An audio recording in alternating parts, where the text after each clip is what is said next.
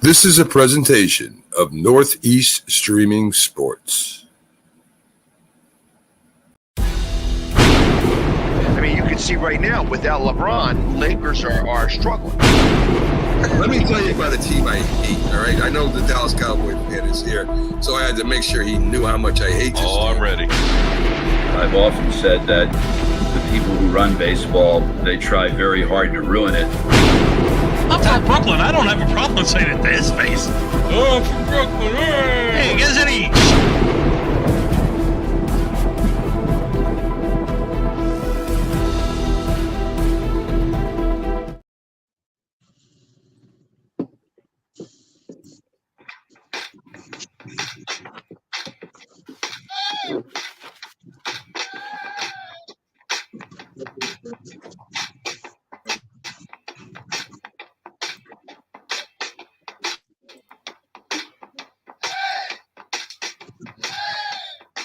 Happy Sunday to everybody out there as we get to the big football show and more every Sunday morning, 8 to 10 p.m., 8 to 10 a.m. We come on and we talk a little bit about the world of sports, stuff the big stories that happened during the week, some of the latest updates. And we'll have in today, as always, Keith Engel with college football, Patriots, Knicks news, and the Philly sports guy, of course. He'll be giving us his Philly news. Good morning, everyone. How you doing today? Good morning. All right. We almost did it in unison. We keep practicing and we'll get better at this. So anyway, March Madness has come upon us. There's a lot of upsets that have happened during the March Madness. Of course, maybe the biggest is Yale beating Auburn in the first or second round, and that should be something that us and Keith Engel will get into. Good morning to Rick. Glad to have you on with us as always. One of the most loyal fans of Northeast Streaming Sports. He's on almost all the shows, checking us out and making comments. So I noticed you said Mac, one of the most loyal, but you didn't say one of the most knowledgeable. I noticed that. I was trying to get that in and buy everybody, but of course Jack, as he always does, keeps me in check. But yeah, Rick Sherlock, we love having him in. We got some loyal fans out there that join us all the time, and thank you for all your comments ahead of time and all your likes and loves. We appreciate that. Share it to your family, share it to everyone. Talk to your family and friends about us. As our Roku channel is really blowing up out there as we continue to gather more shows and more views and followers. Well, guys, let's start a little bit. We'll get this going before Keith gets in. He should be in a couple minutes. Your thoughts, in fact, speak of the devil, Keith Engel joins in. I'll wait till he puts his headset on because we don't want to take him by surprise. Good morning, Keith. How you doing? Good morning. Good morning, Keith. Keith, you came in just in time.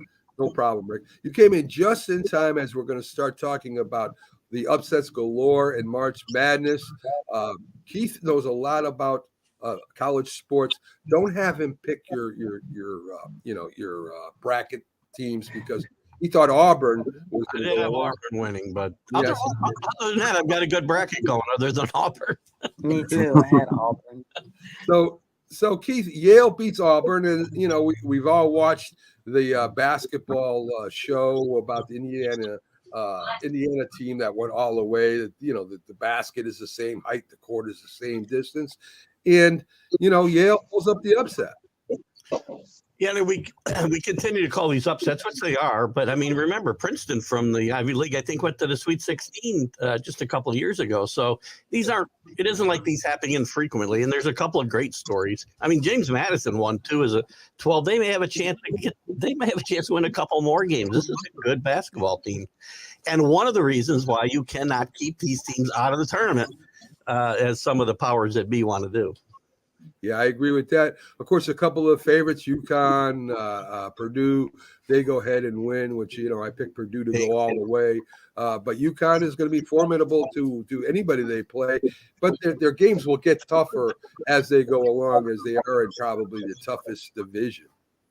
Yeah, of the so-called Cinderellas, if you will. I mean, we still got games in the second round to go today. Yale and James Madison and one other team that's escaping my mind right now has a chance to move on, but the rest have already gone. Oakland lost last night in a tough loss, which is their great story too.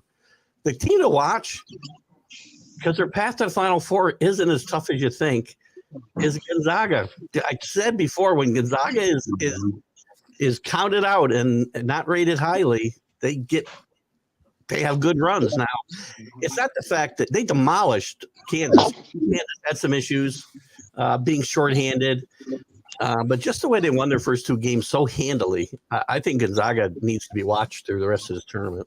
I do have in the Final Four too, by the way. So. All right. So good morning to you, Jason. Glad to have you. Gonzaga's not a surprise team anymore, Keith. Originally it was, they keep their players for almost 4 years. And now it seems like everybody but Kentucky, we talked about this a little bit, is following that format. I just saw a post today where they're figuring out what they want to do, with the Kentucky head coach.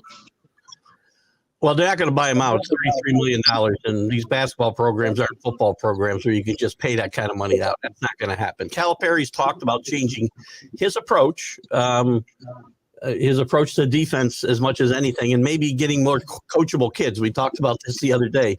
Part of this is the fact that he's not a bad coach, but if you're coaching kids who aren't coachable, then you got a problem. And young kids, they do mature and become coachable over 3 or 4 years, but that doesn't happen. I'll tell you what slipped under the radar, or what's slipping under the radar, is Michigan hiring Dusty May away from Florida Atlantic. He did a phenomenal job taking them to the Final Four, Florida Atlantic, last year. Yeah. They got eliminated in the beginning of the tournament this year, but the idea, he took over a program that wasn't going anywhere, and they've had a winning record in each of his seasons there. Now he replaces Juwan Howard at Michigan. You sometimes wonder, someone who has a cozy life in Florida, they're going to live in Michigan. Michigan's a great state, but why would you want to leave the warm weather and the lifestyle of Florida? I guess the lure, maybe the money of a big-time college program. Because Florida Atlantic, they had a ceiling. They could only go so far. But with the alumni at Michigan, it's unlimited, the possibilities. Yeah, and he also he's coached in Michigan in his coaching career. Early in his coaching career, he was an assistant coach at Eastern Michigan, so he's got some ties. He was a big name on the circuit this year. He was up for pretty much every job opening that was out there. I think this is a really good hire. I mean, even this year, he had a surprise run, obviously, to the Final Four last year. He had a good team that they changed conferences and went to a better conference. They still were 14-4 in conference and won 25 or 26 games. It's interesting. We talked about tampering in a different, and again, I don't know what the rules are here, but we talked about tampering in a different context the other day, I think with the Falcons. How do these coaches get bounced out of the NCAA and the next day they've got another job? They haven't been talking, it tells me, no offense to Dusty May, but shouldn't you have been concentrating on your team's NCAA effort rather than negotiating a contract with Michigan? Jason Gonzalez has a question for you, Keith. Has any Ivy League school ever won a tournament or made it to the Final Four? I would imagine one has made it to the Final Four.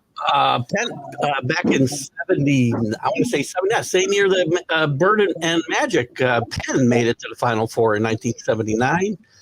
Princeton's been to the Final Four back in the 60s. So the Ivy League has had, and again, remember, you're going back to times where only 24 teams may have made the NCAA tournament. I think 79 was one of the first years they had a weird number. They had like 48 that year, but still. When Princeton was getting there, there was only 24 teams, which is why you look at UCLA's run and it's a little tainted because you got to win 2 games and you're in the Final Four. But Keith, when Princeton lost by 1 point to Patrick Ewing's Georgetown Hoyas, I think that's the biggest impact an Ivy League school ever had for that one game where they nearly pulled off this incredible upset over one of the mighty college teams, arguably of all time. Yeah, because the college basketball changed so much by then, right? The Ivy League wasn't. Ivy League still has some good history, yes. But you're right. That was certainly a big back-to-back years. I believe they almost did to UCLA, who was one of the top-ranked teams the year before or the year after. So Well, last year when number 16, I can't remember the spacing, some college facing something, upset Purdue. Fairleigh, That was pretty big Fairleigh as Dickinson, well. Fairleigh Dickinson last year. Yes, yes. Mhm. And Keith, you know, I mean, of course, the Ivy League at one time was one of the best leagues in football or basketball. You know, the military schools.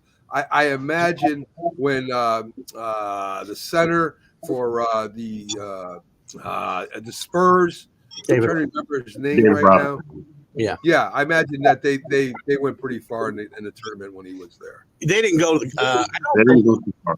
With Yeah. Navy, Yeah, I believe Sweet 16 is the best Navy ever did with David Robinson, which again that's not terrible. Again, Navy's not known for their basketball, right? And they had a good team. Their coach parlayed that into the coaching job at Pittsburgh. Actually, Paul Evans, I believe, was the coach's name. So Yeah, I Yeah. never heard of Army or Air Force or any other schools really do well in the basketball NCAA. they weren't even making like Army. Bob Knight started his coaching career at Army. People forget he was a head coach at Army. He took them to the NIT when they hadn't been to any tournaments in decades. So Mike Krzyzewski was his assistant. So that's a pretty good little coaching staff Army had back there in the late '60s. So. Keith coming up with with the questions that might be asked during some kind of Debate show where we oh, shit. yes debate show. Yes, Keith. I don't harbor any ill feelings, but All right, okay. Right. Let's talk a little bit about the Knicks. I was talking to the guys off before the show, off camera, and I was talking to them about what kind of job Tom Thibodeau has done with these guys. They win again yesterday. They got a nice three-game series, games they're going to play where they have a chance at winning them all. Yeah. And basically, all these guys that are starting right now have been bench players at one time or another. Even Brunson was a bench player at one time. So, I mean, Tom Thibodeau's coming up on a contract as for an extension, Keith. Do you make him one of the higher paid coaches in basketball? I do what I need to keep him here. Yes, this is the Knicks. It's not like they're poor. He's done a tremendous job. He said even before this year. I mean, I don't think he's gotten credit because maybe we get impatient and we want to win right away. You can't build a team. For him to do what he's done this year, we've written him off. I've been worried every time we lose one of the star players, and we've been without Randall for a month. Abu Dhabi can't stay in the lineup, which is problematic when you get towards the playoffs. But you're right. I mean, Hart, McBride, Hartenstein, they've all played great. DiVincenzo have all stepped up these last couple months. This team was riding high. Just I don't even know if it was 6 weeks ago. We were all sitting right in these seats talking about the Knicks and their chances to win, and then they lost everybody. It felt like now they're 7-3 in their last 10. They're only a game out of third, 2 games out of second. Yeah, yeah. to me, that just tells me that they're bought in. That's a sign of a great leadership because Tom Thibodeau kind of reminds me of Eric Spoelstra and what he's done with the Miami Heat the past few years. I'll be honest with you. When LeBron and the rest of those guys left, I just didn't think Eric Spoelstra was going to be, successful without those three. But man, was I wrong? Because they are tremendously successful. And Tom Thibodeau, the evidence of him having great teams in Chicago and here in New York, man, is just incredible. And he definitely should get paid. And I think he learned a lot in those stops. I mean, there were a lot of knocks on him about how he dealt with players and didn't like young kids and a lot of different things. But I think he's adapted his coaching style over the years, and and you mentioned Spolstra. Spolstra is a building, right? Spolstra. Spoelstra, another name I always say wrong. I apologize to him. He's one of the most underrated coaches in the NBA. I was saying that last year on his run. So it's a good guy to be compared to. I think he's going to get paid. I don't think you can let him walk away, Mac. I don't think so either. The biggest knock against him is that maybe he plays his starters too long. But listen, if you compare the way they played in the past, these guys played all the time. So I mean, I don't know what's the difference between the old athlete and a new athlete when it comes to, hey, you're out there, you're going to play. We need you to play. Here's a blessing in disguise, though, with the injuries. Those guys will, if assuming they come back and can get prepared for the playoffs, they'll have more gas in the tank. And secondly, maybe Thibodeau has now learned that he can trust some of these guys that maybe he didn't, like McBride, in big moments. So you may see him go deeper into the bench in the playoffs. And every coach is going to shorten their bench when they get to the playoffs. We all know that. But I like what he's done here. And James talked about these guys. They know their roles, too. These guys are going to go back into their roles, I believe, and not be crying about minutes and everything else. I think that's the thing about Tom Thibodeau. He gets guys to learn their roles. Yes. And right now they're trying to keep pace with the hot Cleveland Cavaliers and, of course, the Milwaukee Bucks. We seem to be in Cleveland's head, though, for some reason or another. Our defense stifles them when we play them. We'll see if that happens again this year. We come up against them this year. Interesting Patriot news. Jack has read the book, The Dynasty. Keith, you probably have read that book too. They made a docu-series about this where they're talking about, what happened during Bill Belichick's reign there. And two defensive backs have come out, McCourtney and Harrison. They both have been critical on how they're portraying Bill Belichick. Bill Belichick had them in the playoffs like 20 years straight or something ridiculous. If not that, pretty close to that. And they were a winning championship caliber team every year. And I guess this document series kind of portrays him.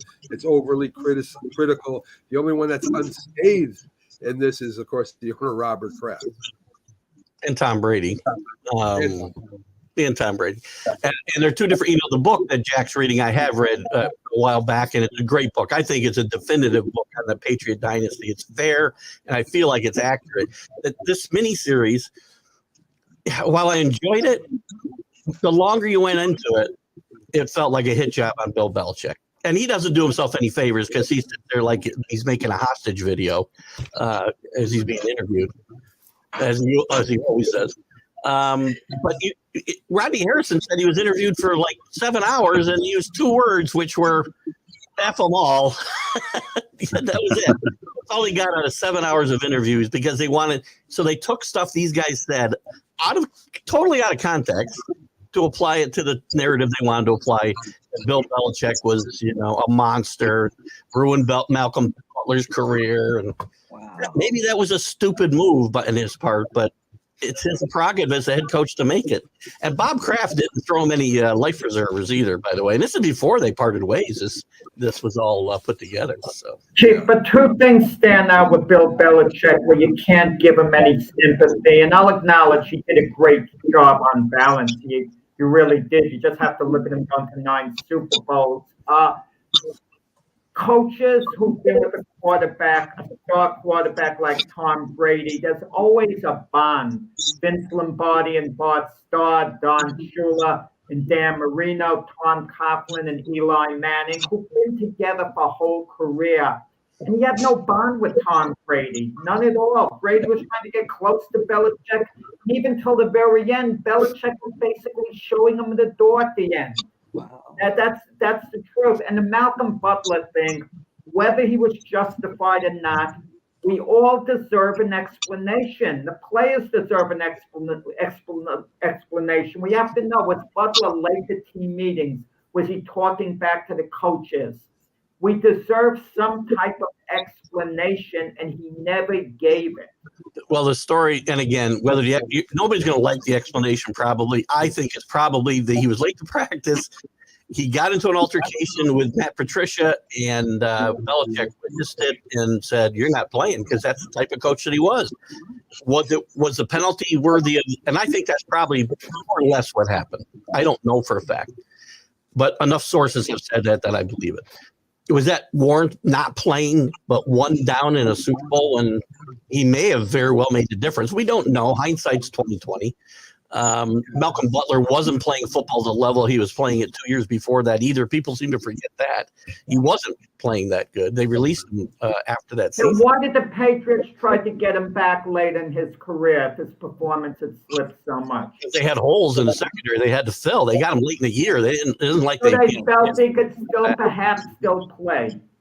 They needed bodies. He didn't play well when he got here. He didn't play well with the Titans when he went there. He was not a top. He didn't play poorly with the Titans. He got released by them, so he didn't play that good. Well, Hey, Keith, I'm sorry. My question to you is regarding Belichick. Wasn't his philosophy to not really get too close to players because he was always a step away of letting them go at some point? Yeah, because he'd let you go a year early than a year late, right? And nobody really got paid, and that's partly Kraft conveniently sidesteps the money issue, right? Bill Belichick wasn't making all the decisions about the money, and two guys got paid on that team, and that was Tom Brady and Bill Belichick. Really, not that these guys were starving. Don't get me wrong. And going back to the relationships, if everybody hated him, again, even during the docuseries, you saw guys like Teddy Bruschi and a lot of guys like him step up and say he was, and even Rodney Harrison and McCourty. Rodney Harrison said, if it wasn't for Bill Belichick, my career was over. And they cut Corey Dillon totally out of this, how he rehabilitated their careers or helped to. But the guys who were with him, Keith, from the beginning, he would be cutthroat and move on from them. Okay, but Rodney Harrison was with the San Diego Chargers. He brought him to the Patriots. Fine. But that wasn't his guy all along. But the guys who were loyal to him from the beginning and were with him for years, like you said, he'd just move on from them. It would be strictly business.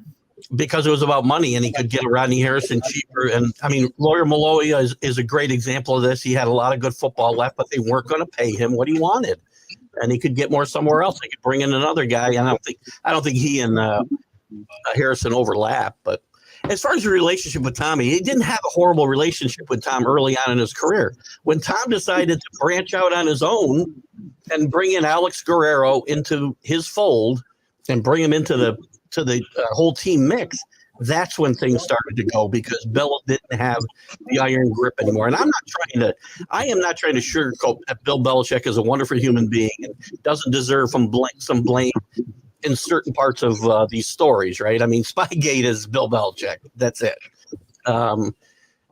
Whether we think it was that big a deal or not is a different story. But I'm not trying to sugarcoat it. But this thing was really tipped to really make him look bad.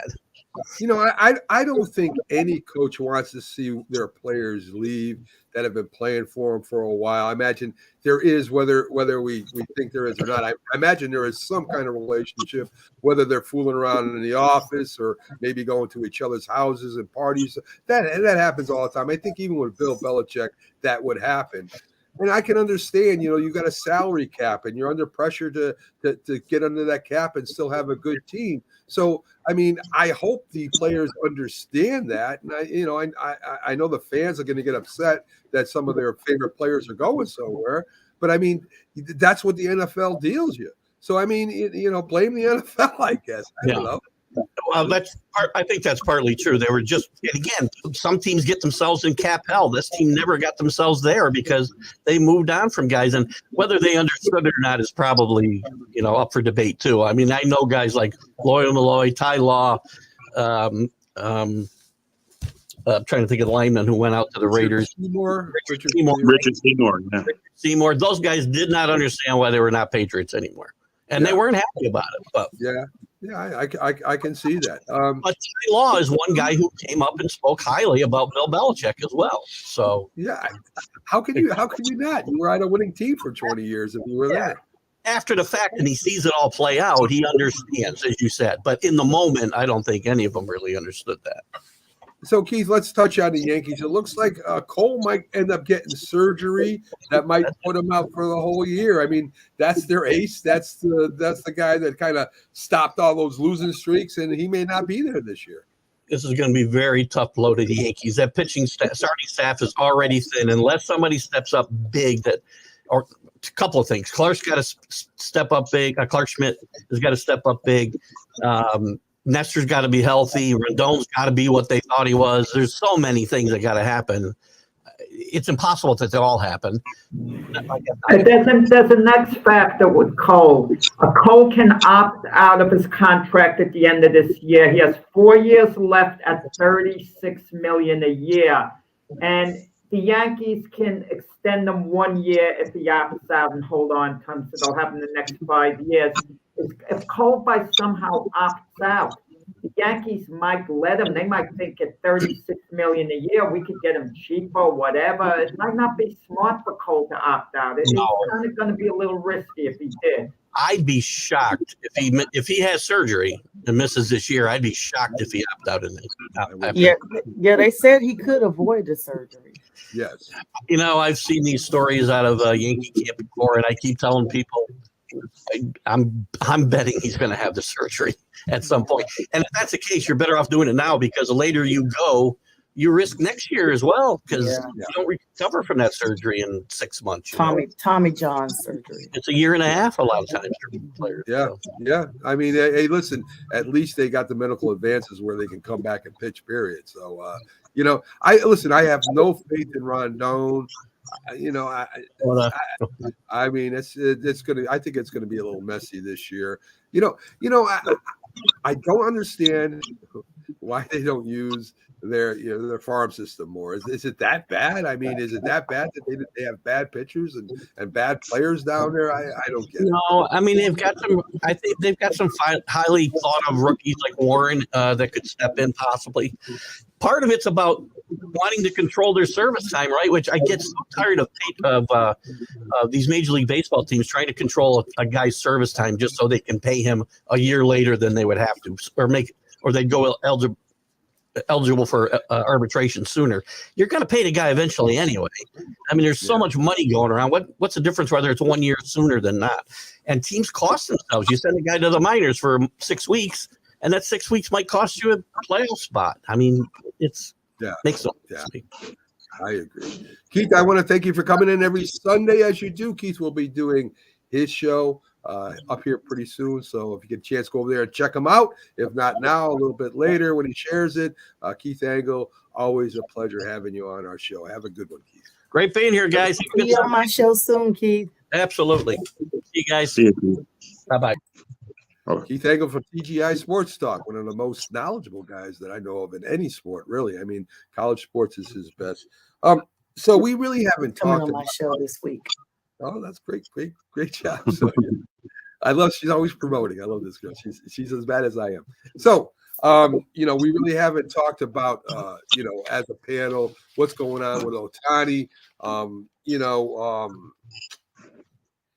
Let's see. We debated yesterday. For those of you out there that aren't following, we did get our first debate loss against the morning show squad. Great guys over there, Chris and Mo. Who? Oh my God! Look at these guys.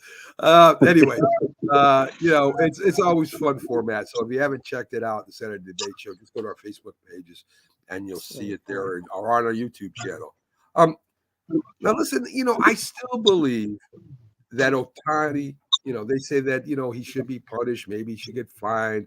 I don't know what's going to happen there, but I still believe he felt, whether he went to Dodgers and told them, or the police, like Jack suggested he should have done it, he should have. I still think he was trying to help a friend that was in trouble. His interpreter is one of his best friends. I imagine they hang out all the time together. This his interpreter ended up getting in trouble with this guy named Bawer. I don't know if he's a former sports player or not. They started out playing poker, and I don't know if they got involved with DraftKings or whatever the case may be. He got in some trouble, and he got in trouble with an illegal betting institution.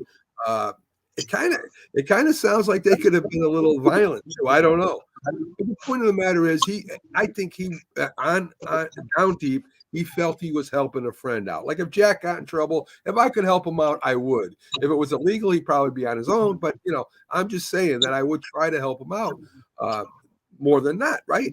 So what are your guys' thoughts initially here? Do you think Ohtani? Well, he knew what was going on, but do you think that he meant any kind of malice, or he was trying to hide anything? What do you think, Sonia? So at the first onset, I thought it was just a situation of betrayal that Ohtani was not aware at all. That's what I first thought when I first thought that it was a case where your friend, who also serves as your interpreter, etc., is doing all this stuff behind your back in your name. But now that this spin has been put on it, that he's just basically helping a friend, unfortunately, that makes him culpable. The feds are investigating this, and one thing about it, if this feds involved, they're going to get to the bottom of the truth like they're God. You know, it's going to come out. He's not being disciplined.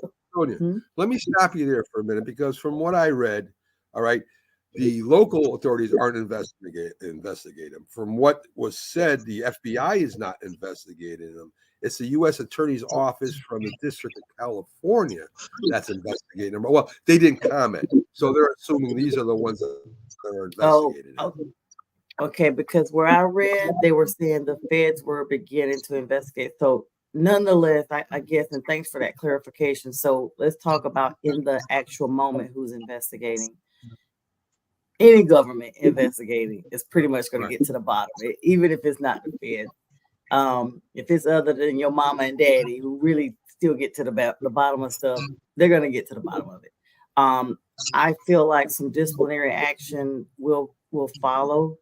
Unfortunately, this is a situation that is so big, especially when we look at gambling across different sports. We've seen even Calvin Ridley get suspended off of taking a bet on games he wasn't even playing. So if he was suspended, and this is way greater, in my opinion, than that situation with the millions of dollars that have been involved, we could see Ohtani, unfortunately, even lose his career behind this. Look at Pete Rose. That situation with the gambling, the league is very stern on that. And we're, several decades removed from the Pete Rose scandal. But here we are now in 2024 with this.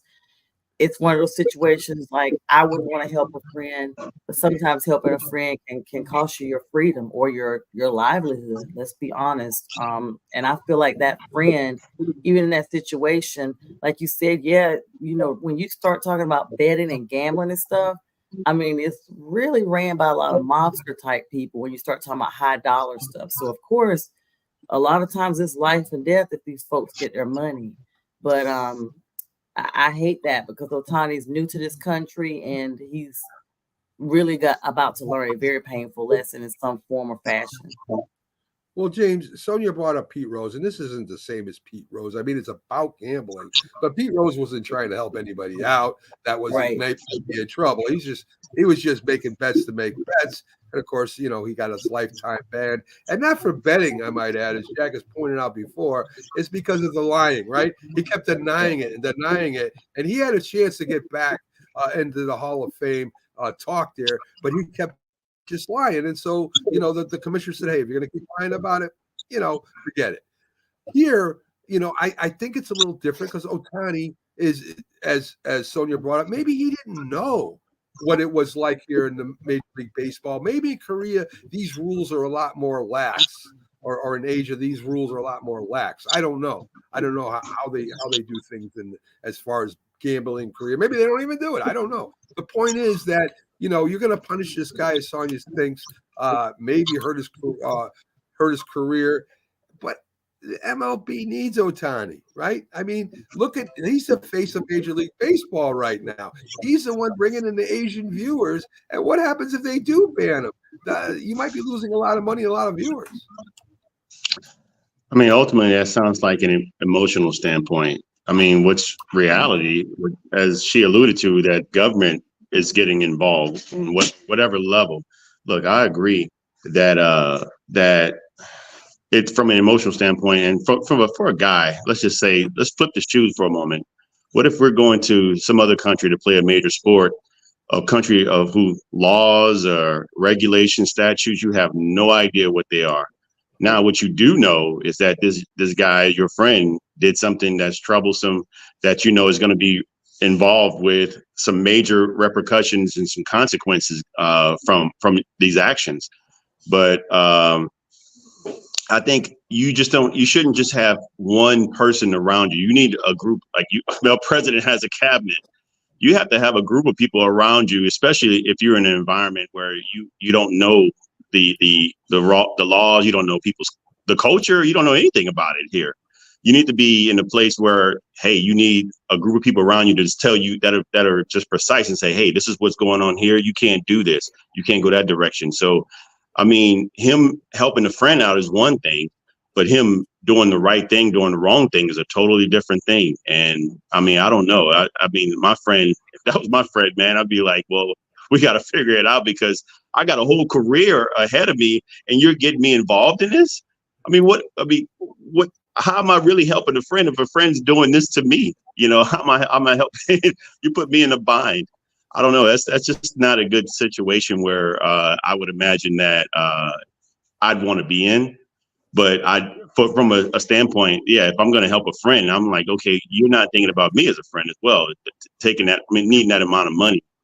We need to go figure it out. Okay, if you're dealing with some unscrupulous people, let's figure it out the right way as best we can to try to take care of that.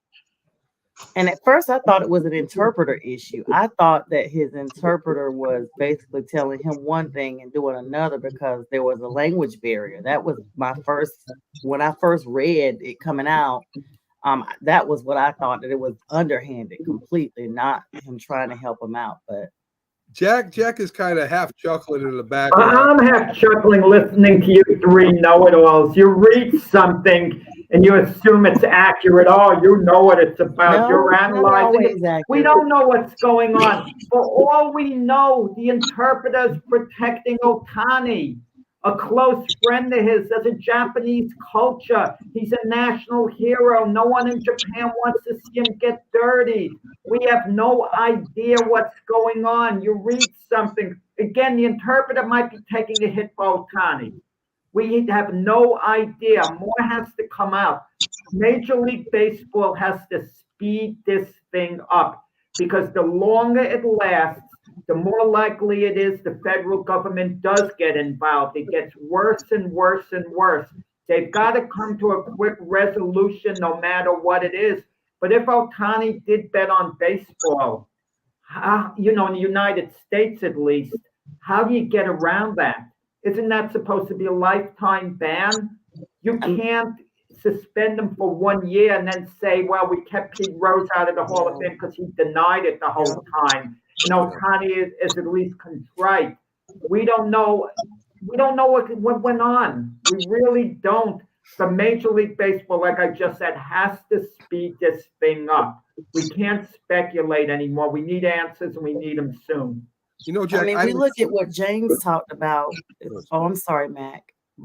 Just one thing I wanted to plug in. James spoke about something that was something I never thought about. When we go to other countries, we're expected to abide by those laws, whether or not we know they exist or not. We look at the situation with Brittany Griner, where even though what she was doing was still illegal in the United States, it would not have carried the same penalty that Russia had. She was incarcerated for quite a while over taking a vial of THC or something to that effect over into this country. And people advocated for her for months before there was a resolve with the situation. So when you come to other countries, whether or not there's a language barrier, you don't know. Not knowing is never an excuse for doing something illegal in another country or anywhere. Jason brings up a couple points. We've seen this before. We've seen Antonio Pierce covering for Plaxico Burress. Oh, yeah. And of course, he brings up Ray Lewis. That's something I don't think we'll ever find out the real truth to that.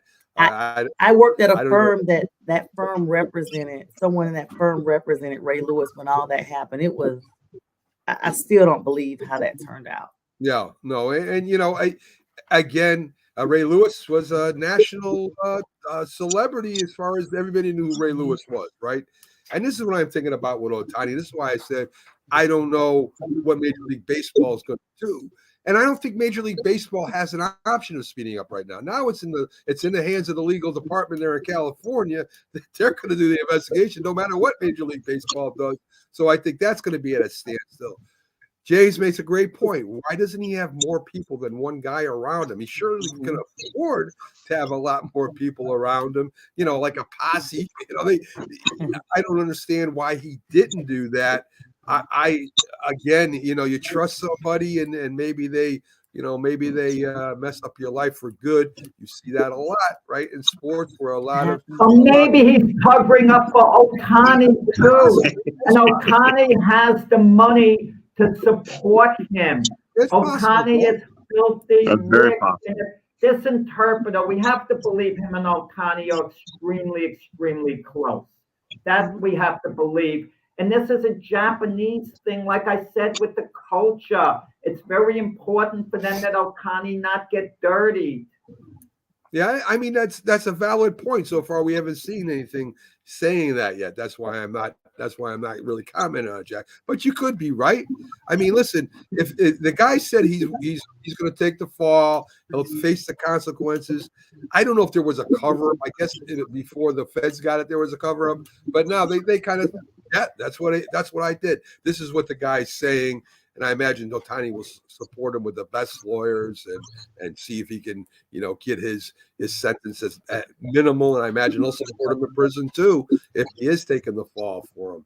Well, why would the guy be going to jail if he betted with an illegal bookie and if hypothetically and he paid the bookie off? How does he wind up going to jail? The betting itself, Jack. The betting itself an illegal operation. That's what he would go to jail for, right? They'll deport him back to Japan, and he can't be Otani's interpreter or something. I don't see this as being jail time. Like extradited. Maybe. My question is like, so is extradition an option? Like, or they're banned, or like, do you all think that if Otani comes out and says, okay, yeah, I had knowledge XYZ, but in my culture it's not illegal? Because of who he is, would he possibly be allowed to have that as a defense over, like, say you're a lay Asian person that just comes over here and does the same thing because he's Otani? Just in your opinion, do you think that is a legit defense that the government or whoever ends up investigating him would possibly consider? With like, oh, in their culture they do this, so you have to go back to Asia, whatever, but that's your punishment in the story, because this is organized crime. This is I don't know this, but think of the DA's office in LA. Some of them are Dodger fans. They want Otani on the team. Think of yourself, if you had a team that was in contention for the Super Bowl or whatever, you're a Saints fan, James, you're a Panther fan, the Panthers have no chance at the Super Bowl. The Saints are you ain't have to say that, Jack. We ain't got nothing to do with that. If your star player, icon, who everyone loves, is in some type of trouble, you're not going to want to go after them instinctively. If you're a Giant fan, you wouldn't have wanted to go after LP, during his prime. That's one thought, Jack. But another one is this could be one of the biggest cases that a prosecutor gets too, right? He could make his name off of this too. So that's another train of thought. And as far as Sonia, I think ignorance is no excuse when it comes to the law, right? I mean, you're living in the country. You're supposed to know. I'm just putting it out there. Yes, and I definitely understand that. Go ahead, Sonia. I think, unfortunately, we're living in one of these eras that prosecutors are gung-ho on taking down big names.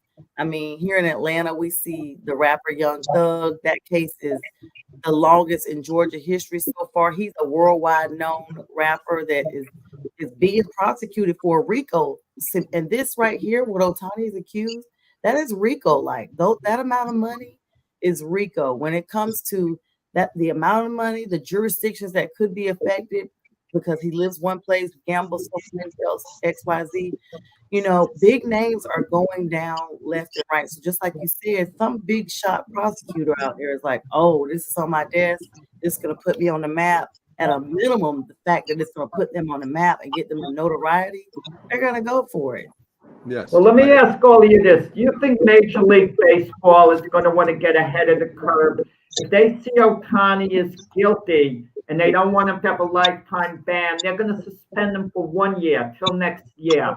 And this way it's going to look, well, we punished him. He didn't understand the culture completely, but there has to be discipline, and that the public might accept that and then move on. And 1 year wouldn't be so terrible. At least he's back next year. Maybe, but legally, if he's not guilty, because you're talking about one side from the sports side, and you're talking about another side from the legal side.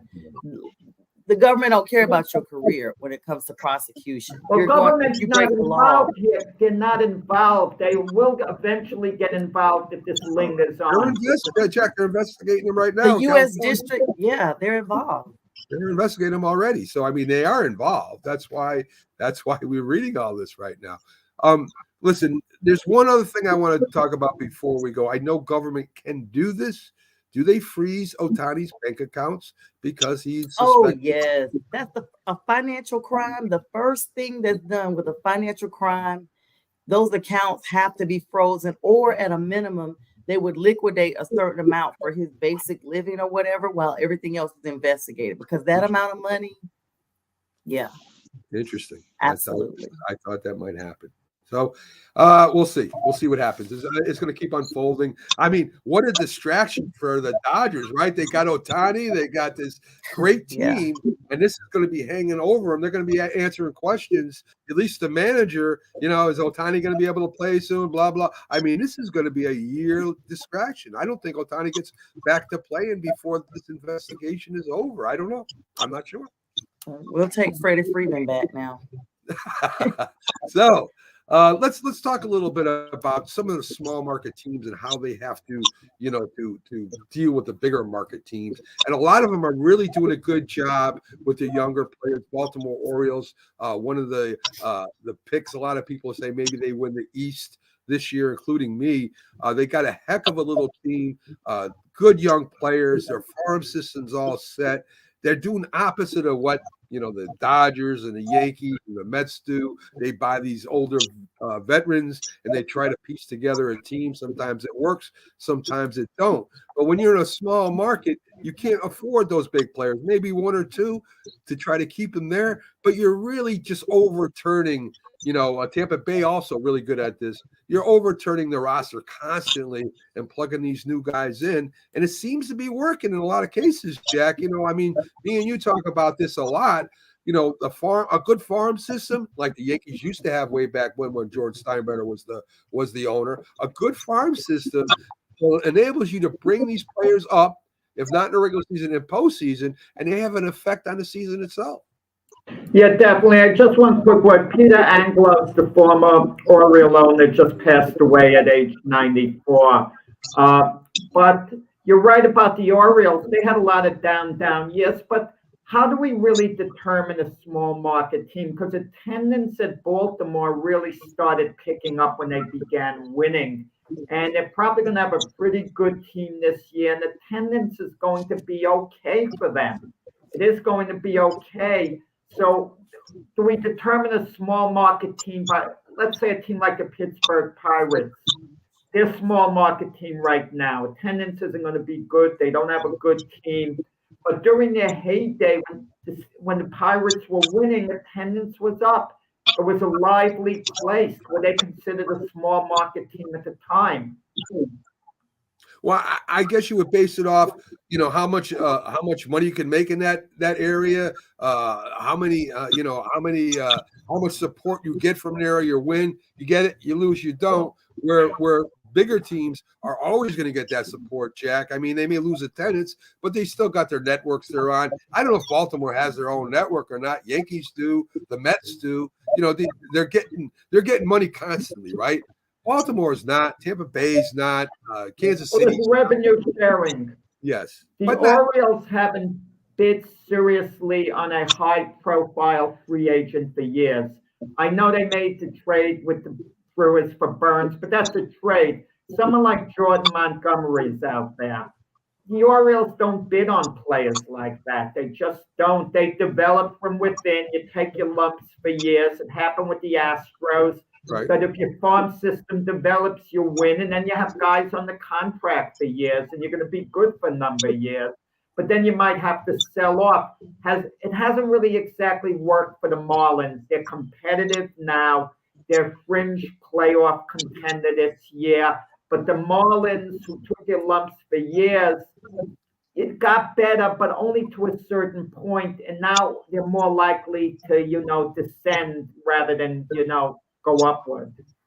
Yeah, I mean, look what the Arizona Diamondbacks did, right? They came out of nowhere in the playoffs. They had a great October. The regular season was men's and men's, but I mean, it's all mainly young players, and the moment wasn't too big for them. The World Series a little bit too big, but the playoffs weren't. They took down the Dodgers. So again, I mean, this is something that I think, you know, I wish the Yankees or you know, teams like this would start looking at more. We talked to Keith about it. You know, I mean, there are players down there. Why don't you bring them up and give them a shot? I mean, what does it hurt? It can't do no worse than the veterans have been doing, right? So, you know, in it's just 2023, Baltimore was ranked like #1 for their pharmacists, and they had like Jackson Holiday that was in the ranks. And over the past few years, teams that have had a good farm system are the ones that have gone on to win. Look at the Red Sox in 2018, how they did, and even the Braves in 2021. They were able to rotate their players. I mean, there's thousands of players that are in these 30 different teams across the league that are rotated in and out. And so usually those teams that kind of rank high mid-season, those are the ones. I mean, they look at them a couple of times a year. So I think we're spot on with the Orioles this year. And it would be high time because we haven't really seen them look the way they should look until recent years as well. Yeah, I mean, James, if you think about it, if you go back to the late 60s and early 70s, I don't know if you were alive then or not, Baltimore had one of the best baseball teams around, and they were always in the mix to go to the World Series, them and the Red Sox at the time. So, again, this is looking back to the past. Maybe the future comes true. Maybe they have a good team for a few years to come now. Yeah, I was born in 1975, so yes, I was around a little bit around that time, but not really into baseball as a kid, little bitty kid. But I think as a small market team, if are they considered a small market team? I think they are. You compare them to New York, you compare them to Philly, you compare them to Houston, you compare them to LA or some of the California teams. I guess you would consider them a small market team. I mean, you got guys like Cal Ripken that was on the team and that brought a lot of attention to their league. I don't know. Farming system is always important to have. I mean, it's just great to have some guys that are, you know, you can pull up into, you know, when it's time to pull some guys up. But I just think that it's not always. I mean, small market can still be successful. But let's forget baseball for a moment. I can kind of just go over to football. The Saints, New Orleans, they're very small market. They're not LA, they're not New York, but there's still been some high level of success there. But going into baseball, I mean, I think the same thing can be attributed to that. You know, you don't have to just stop at small market. There's ways of, as long as you have good management, you have good ownership, you can get past that. Well, the problem with small market is you're not going to hold on to your players throughout most of their career, the star players. You're going to have to move on from them because they become free agents, command too much money. Unless you do it the smart way, the way the Atlanta Braves are. They're ahead of the curve. You see a player's potential very early on. You sign him to a 10-year deal. Like the Yankees should do that with Anthony Volpe. Trust that he's going to be a top-of-the-line major league player based on what he's shown, and pay him good money. It's going to be less than what you're going to have to pay later on, and you're not going to lose him. The Braves did that with Ronald Acuna.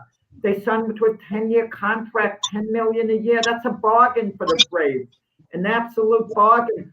The Padres did that with Fernando Tatis. They gave him big money, like $24 million a year for like 13 years. But they're trusting Tatis is going to be a star player. You take a chance, but at least you know you're going to have that player throughout his career. Yeah.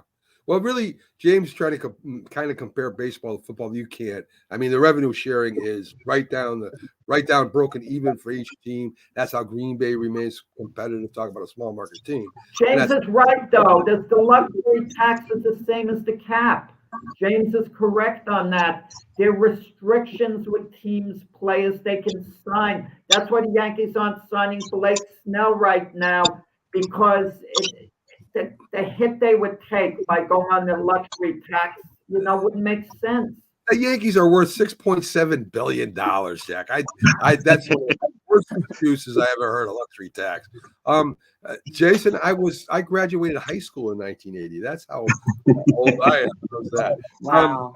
So I was just starting kindergarten. well, yeah. So yeah. Anyway, Same. so as you mentioned Holiday, the Baltimore Orioles. I have his name down there. One of the teams that might go up there this year, but you have Kyle Stover. You have a couple of the players that can't make the team, and so that's how talented they are. And these guys are hitting 14 home runs and stealing bases and going crazy. Spring training, yes, but it's something to look forward to. And hey, I would love to see the Baltimore Orioles back in the mix again for a change. That would be great. So They won the playoffs last year, Max, so they won the mix. yeah. I mean, you know what I mean. The World Series mix, Jack. I want to see them get back there. That would be pretty neat anyway. So we finished. I think I'm done talking about Ohtani until something new comes out. Hopefully, it's not going to be resolved. This is going to be a year thing before they release everything or finish investigating and all that good stuff. Major League Baseball will be starting soon. Me and Jack have made our picks. Let's see, Sonia, who would you pick to represent the American League in the World Series, and who would you pick to represent the National League? So I'm gonna always pick my Braves. And they are competitive as well. Yeah.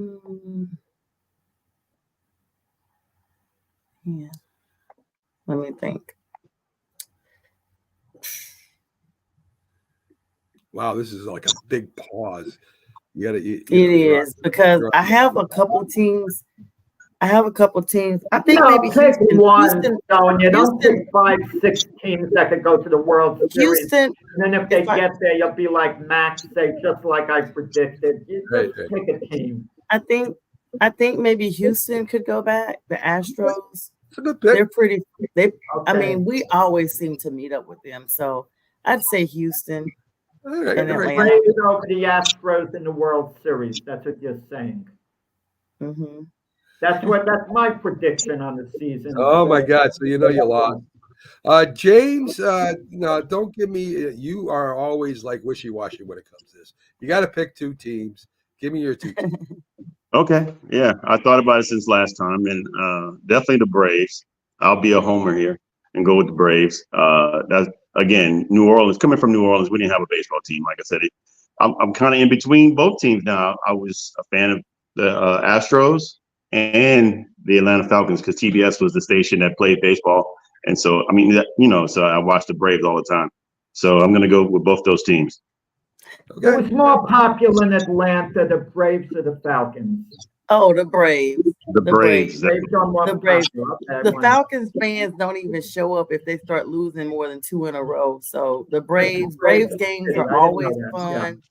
It's always crowded there, and they have a lot of family-oriented activities. So Braves are they're America's, favorite pastime, and a lot of states don't have, MLB teams like North Carolina, South Carolina, America. and Tennessee. They all migrate, to America's being favorite Braves fan. That's team. why they call it Braves country. America's favorite team in baseball. I don't think that's true, Sonia. No, in the South, they are called. I mean, a lot of they are like Google. They are? Okay, all right.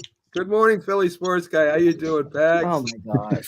I'm doing well. And you know What's why up, they're Barry? called America's team? You want to know why they're called America's team in baseball? Because TBS would show them before. TBS was one of the first cable channels, Yeah. and they would show them, and they would Right bring here in Atlanta. baseball to places that didn't have baseball. That's So, true. and that's the reason why. That's the real reason on why they're considered America's favorite team. Truth of the matter is that they're chokers just as bad as the Mets are. Yeah.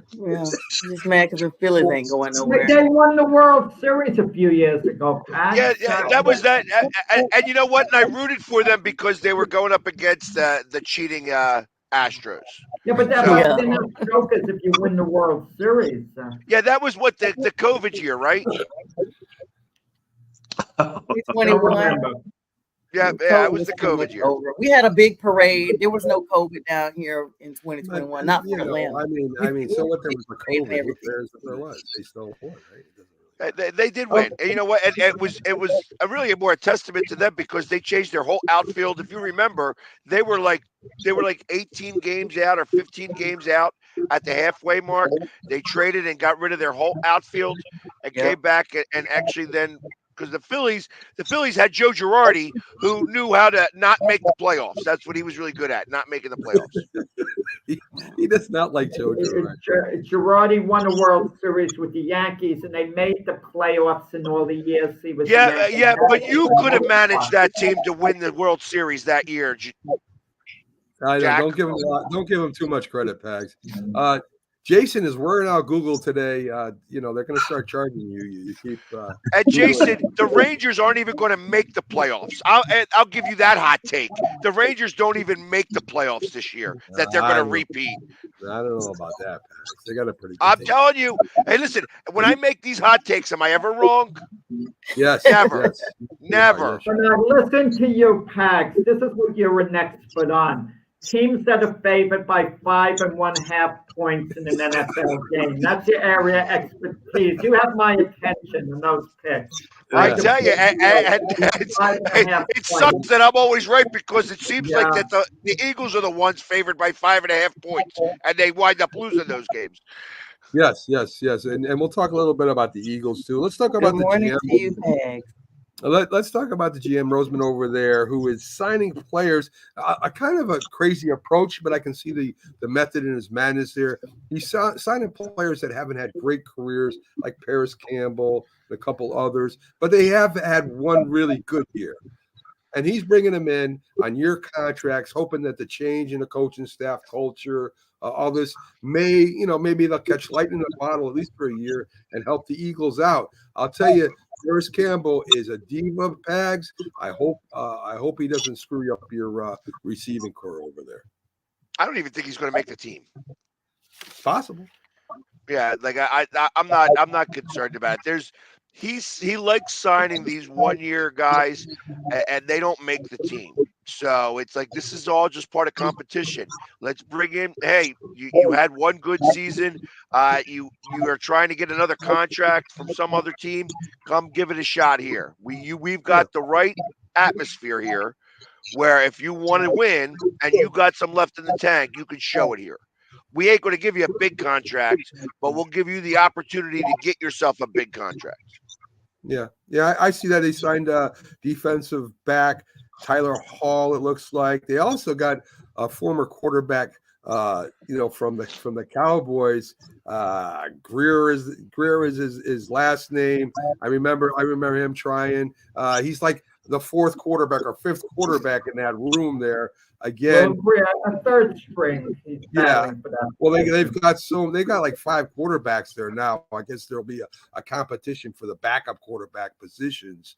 But again, that's something that's always common too. Like they always bring in 4 or 5 quarterbacks. Again, knowing that some of these guys aren't going to make the team, but it's meant for competition. Right. But Kenny Pickett is going to be the primary backup. There's not competition for the number 2 spot. We all know it's going to be Pickett, and then they'll have a third. It's just a matter of having extra eyes in that room. That's what it is. It has nothing to do with being the 1, 2, 3. I mean that stuff's already set, kind of.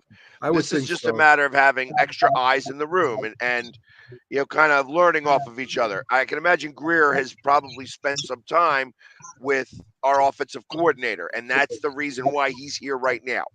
And because he played for the Cowboys, he kind of is going to have to know a lot of their tendencies, and that might help the Eagles. I don't think it's going to matter. I don't think it's going to matter because the Cowboys are only going to be able to play with 16 players this year. Well, anyway, not only the competition tags, but we saw what injuries can do to a team. We saw what happened to San Francisco, getting down to their running back as a quarterback. So it's important that you at least have 3 quarterbacks ready to go because of injuries in the NFL. Let's get a little bit to let's finish up with the Eagles here. Hassan Reddick, he wants a lot of money. Pags, I don't think the Eagles are going to give it to him. It may be a good trade for him. They already picked up Bryce Huff, former Jet, as a pass rushing option for him. What do you think is going to happen there? I think it's Arizona or Atlanta. Actually, those are the two teams that are really going after him hard. I think it's just a matter of figuring out the compensation. But Arizona, I would suspect Arizona because he played for Gannon. Gannon knows what he's got. He had all those sacks with Gannon as the defensive coordinator. So why not bring him there? Atlanta wants him for the kind of the same reason. They want a little bit more ferocity on their defense. So, I mean, I think personally he'll wind up with Arizona. And I mean, he was one of the bright spots, even down the end there, Pags. Even when the team was having problems, he was still playing hard and making his contribution there. I bet a lot of Eagle fans would be sad to see him go. Yeah, he is a Philly guy. You know what I mean? He went to Temple here. He had all those sacks, and then last year he was utilized wrong, improperly. At least we all felt that, you don't put him out in coverage. You have him go after the quarterback. One of the biggest differences between last year and this year was the wide nine, or the year before was the wide nine. Wide nine is a set where he actually thrives in because he's got the speed to get around the tackles, and that's what would get him out to the quarterback. Last year they didn't do the wide nine; they had him in more, and then they put him out in the coverage. You just don't have. He's not a coverage guy; he's a sack guy. Yeah, he was a pain in the Giants' neck. Both games they played, he was a pain in the Giants' neck.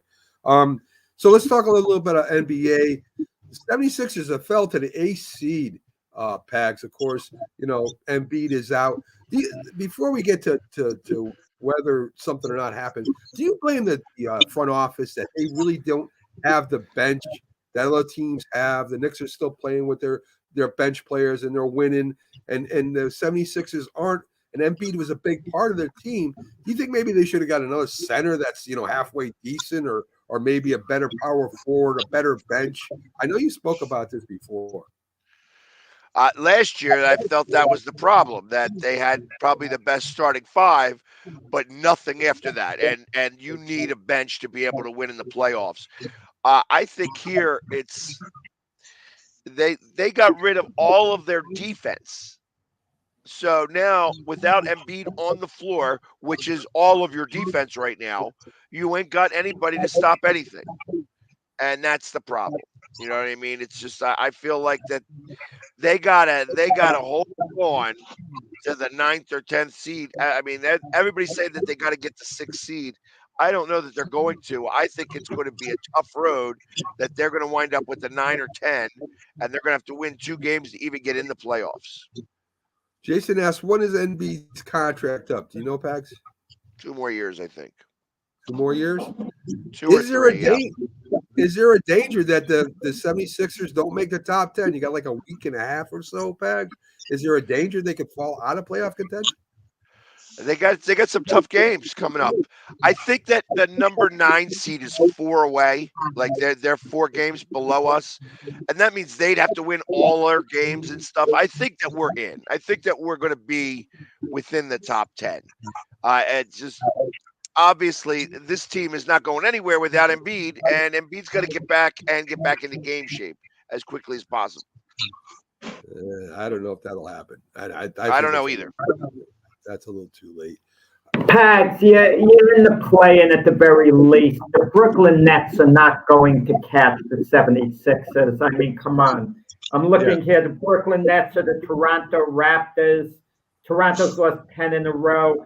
I mean, the Sixers are in. I mean, they'd have to lose about, Brooklyn is 31 games out. They'd have to make up 12 and a half games on the Sixers. I mean, it's a lot to be in the play-in.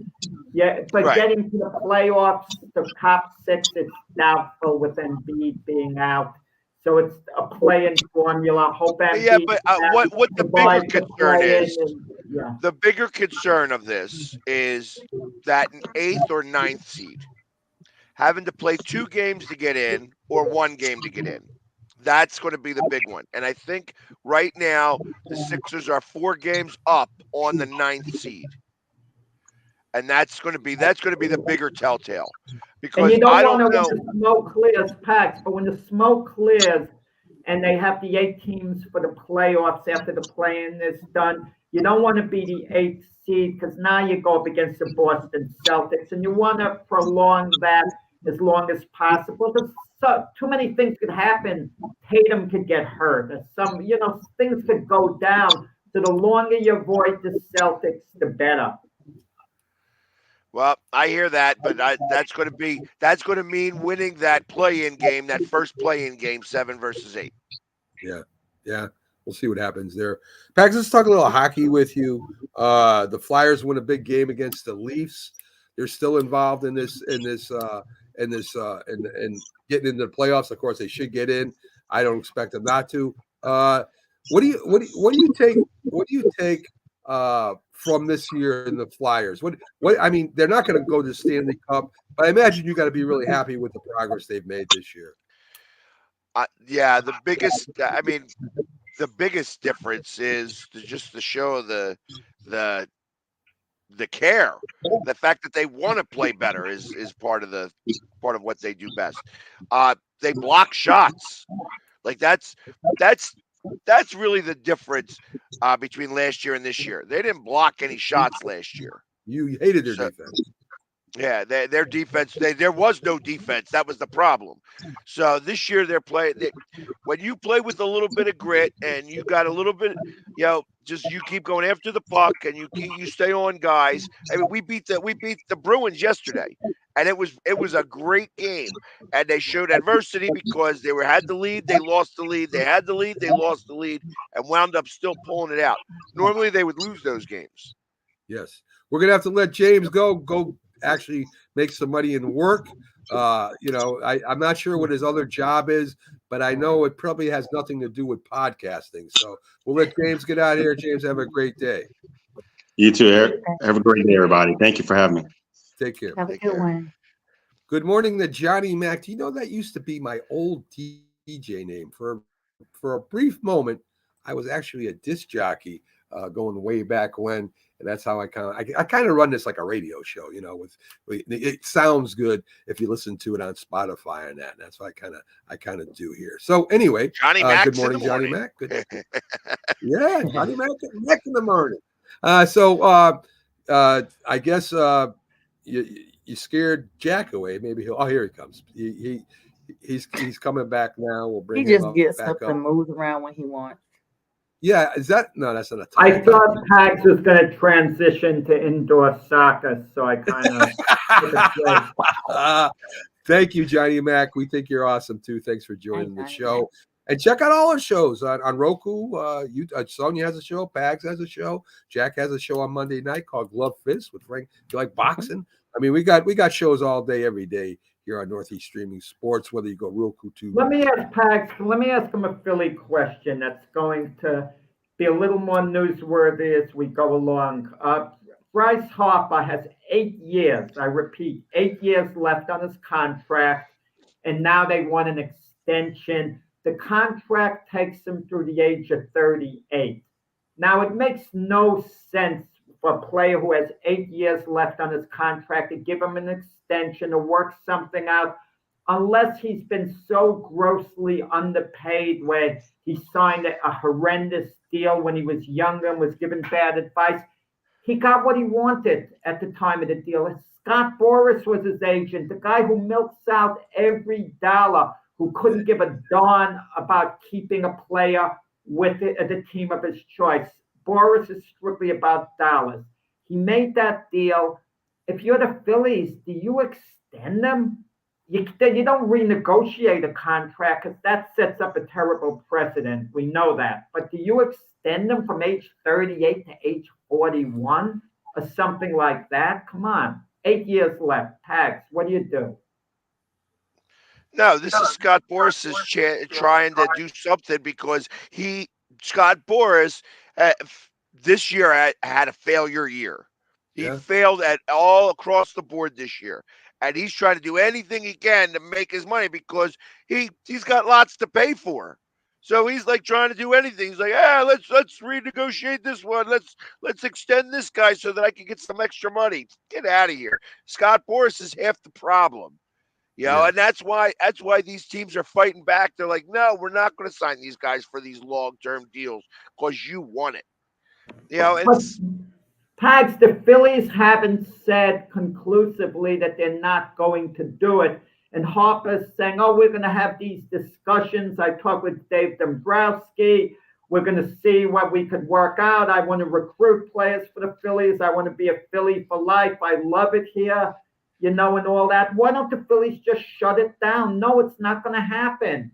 You got 8 years left. Or they're going to say this, okay, we'll extend you under this condition. We have an opt-out in the contract. 4 years from now, we can opt out of the contract completely. But if we don't opt out, then you'll get your money. You know what? I look at this as it doesn't matter. He's stuck here for another 8 years, whether you want to re-sign him or not. Jack loves, for some reason, Pags, Jack loves talking about contracts. I think he at one time in past life he was an agent or something, but he loves talking contracts. It's one of the most boring things to me, but it excites him all to hell. And he'll talk about contracts all day. Well, Zach Wheeler the Phillies signed Zach Wheeler to what, like $42 million a year, $126 million for 3 years. Think of that. He remembers all. That's a heck of a contract. They got ahead of the curve, and that's major money. Jack, you're not going to get an extension on the Mac and Jack Sports Show. So you can stop right now, okay? That's not happening. He already signed that lifetime contract. Well, you did. And there's no ruined it for us by signing a long-term deal, for low amounts. So yes, you right. Give it to all of us, Mac. Exactly. Jack's coming on my show as well, so he deserves an extension on his contract. She always promotes her shows. I love it. Keep it going, Sonia. As we talk about Jack and his knowledge of boxing and sports, he can remember anything in sports. I think he can remember those numbers. Now he could be just telling us a bunch of stuff and we're believing him too. But I could be just making up numbers and you're nodding, going along. He accused me of Googling. Like with Ohtani, the same thing. You read something, you just automatically go along with it. So what are your thoughts? Has he been gambling? We don't know, Pat. We've been through. I tell you, he has been gambling, and it's going to be a really big deal because he is Elvis Presley over in Japan. He is king over there, and it's going to tear apart that whole scenario. He's the one that's been gambling. Let me tell you, you don't steal $4.5 million from anybody without somebody knowing that. This is all a big cover up. This is a very big deal because he's the best player in baseball. This is Jordan gambling. It's the exact same thing. It's Jordan gambling. And that's what it's going to be looked at. Organized crime in baseball. So does Ohtani go and play basketball to get away from this like Jordan went and played baseball? That's my question. What do you think? I don't know that he's got those skills. Ohtani can always, I'm going to tell you, let's say hypothetically, let's make believe for 1 second he gets banned for life in Major League Baseball. He could go to Japan and play and be iconic in Japan. Yes. It's not the same.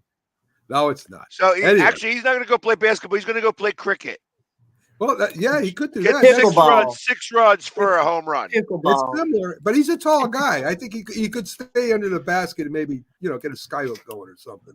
Pags, I'm glad you're here because I want to talk a little NHL news with you, right? So it looks like that NHL, and I think they've done this in the past. I know a lot of sports have done this in the past. They're kind of taking ex-players and putting them in coaching positions and GM positions, right? Because they know the game. It is a business. We all know that. But it's also about relationships. It's also about what happens between players in the locker room or on the field or in the arena. I mean, that's the type of knowledge that former coaches and players have, right? So, I could go with Tom Landry. You could talk about Bill Russell. I mean, this has been happening, and then all of a sudden it comes away from it, and you see all these business guys jump in here, and then they again, it keeps coming back around.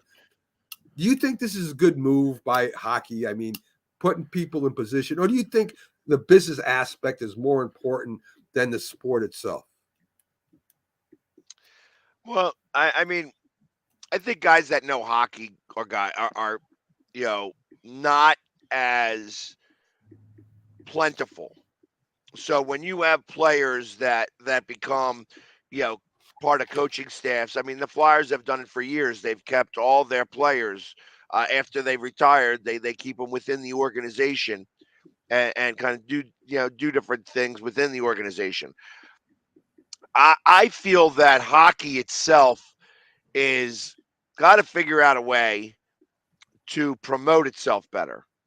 And that's the problem really with hockey. It's the reason why they want some of these older guys back and keep them in the fray of things. You know, Gretzky never, he tried to coach and that was, what have you. I mean, you have, like I said, the guys that know hockey are good guys. You think of Iserman. He's I know Detroit's hanging on by a thread right now, but Yeah. but he is a very knowledgeable guy, just in general. You know what I mean about hockey and about Detroit. So he's Yeah. like a great guy there to be in that situation. I Martin think that Pags, Martin St. Louis, Rich Tachet. These are all former players that are doing pretty well as head coaches in the yeah, hockey league right now, right? I'm interested in what you talk about. We've talked about this before. How do you promote hockey better? I mean, what do you do? They only got so much. They're not like the NFL or NBA where they can have extravaganzas when they have some kind of draft or some kind of free agency or whatever. Hockey doesn't have the money to do that. How does hockey promote themselves better? they make the players accessible to the fans. That's how you make hockey better. That was what made hockey great in the first place. That hockey players were not like other athletes. They would go and have a beer at the end after the game with all the fans at the bar. You know what I mean? And it even if you have some layer of protection there, that's what's going to grow the sport in general. Having them more accessible because they're not accessible right You now. make a great point, Pax. When I was a little kid, I went to the old Madison Square Garden to a New York Rangers Chicago Blackhawk game. The big star in the NHL at that time was the Golden Jet Bobby Hall, the big star, known for that savage slap shot. We were able to go down at the ice, hang out by the boards. He came over, he'd sign all our programs. He would skate right over to us. That was the biggest NHL star. Today, do the kids have that? I'm not saying some players don't come over. And hockey players are known for being very friendly athletes. But at that time, it was different. There seemed to be a little more accessibility. Exactly. And you just don't have that anymore. The money, even when all the other sports were getting money, hockey was the last one to get any money. You know what I mean? That the contracts, it took a minute for the contracts to catch up to the other sports. And with the money is where it came that separation. It's just, and that's part of the problem. And then COVID kind of completed it. COVID actually hurt hockey worse than all the other sports. No, Because Jason makes a great point. Hockey should be in the inner cities a lot more. If we had a lot more black kids playing hockey, okay, here, it would increase the fan base. I mean, I know a sport like basketball is the easiest sport. You just need one basketball. You go to a park. Baseball, you need a lot of gloves. Football, you need one football, touch football, whatever. Hockey, I know it's a bit harder. You need sticks, the puck, the nets. So it's kind of hard to informally set up. But if the NHL can kind of like go into the inner cities a little more, promote the sport that way, well, it certainly would that was help. one of the things that Ed Snyder was really good at, and still the organization is good at. That they do promote hockey in, you know, impoverished areas. So, and they provide all of the skates and all of the equipment and stuff like that, and get them out there. They teach them how to skate. They show them what they're doing and stuff like that. In Philadelphia, it's kind of a bigger deal here. They do all this stuff. You know, I don't know what they're doing in other areas, but I got to imagine some of that has to occur a little bit. but this is going to be a telltale sign. Look at the four major sports and see their importance per city. In Philadelphia, the Flyers would still rank number 4 behind the Sixers, Phillies, and Eagles. I mean, for popularity, take Boston, who has a great team in the Boston Bruins now, an outstanding team. Look at the pecking order. You'd have to say the Red Sox, Celtics, and Patriots are ahead of the Bruins, as popular as the Bruins are. Not true, actually. The Patriots are not as beloved there. I actually put the Patriots probably in the 4 category. Maybe They have a they've bigger slipped region. recently. They have a 2 bigger years region ago to grab wasn't that from. way. Yeah, Right. But- maybe only because the Patriots have slipped. But if the Patriots were still good, they would be ahead of the Bruins. Well, not only that, as Pax says, they're called the New England Patriots now, which was a smart marketing move by them, opening it up to a lot of different, a lot of different areas instead of just Boston, what it was originally named the Boston Patriots. We're going to call your Giants the Tri-State Giants. Well, I just so whatever you want to call them, I don't care. It doesn't matter to me. Just call them winning at the end of the season, and I'll be happy. That's all I worry about the Giants. And hockey has a fallback, right? It's really a cold weather sport, Pags. I mean, I know Tampa Bay has a great hockey team, and some of the Southern teams do. But the Cowboys are, the hockey team in Dallas. It's totally different. And I think I don't know how you make it any more popular. You got a very loyal following that love hockey, period. A lot of people tune in to watch hockey, especially in the playoffs. They may not even watch a game in the regular season because that's when hockey is its most exciting, right? Is during the playoffs, one of the best playoff sports there is. So I don't know if you can make it any more popular than it is. I look here at the semi-pro teams, or I should say the teams that are, the farm system of the other teams. They really don't sell out in most areas. Maybe in Philadelphia they do, but in most areas they don't sell out. You get, there's a 10,000 fan stadium and you got 2,000 people there. That's one of the reasons why the Whalers left Hartford. There's just not a big draw for hockey in most places.